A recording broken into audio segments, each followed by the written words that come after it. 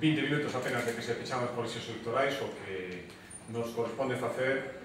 darlle as gracias a todos os interventores e todos os apoderados do Partido Popular de Galicia que agora mesmo están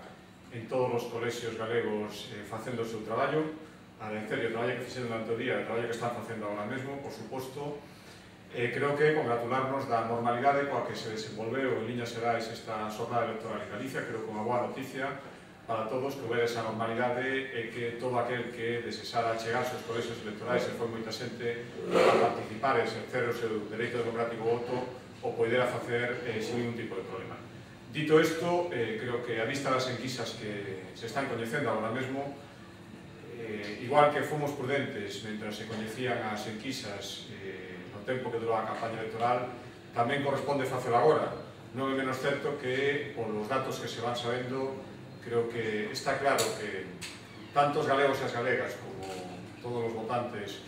no conxunto de España parece ser que apostaron polo cambio, que o Partido Popular vai ter unha maioría de abondo para poder gobernar, o cal, dende logo, nos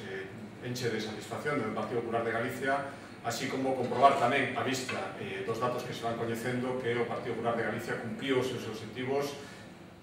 pode acadar unha maioría absoluta amplia respecto aos escanos que se están atribuindo tanto ao Partido Socialista de Galicia como ao Bloque Nacionalista Galego, e iso en consecuencia tamén nos leva a congratularnos pola subida importante en escanos que, según todo parece indicar,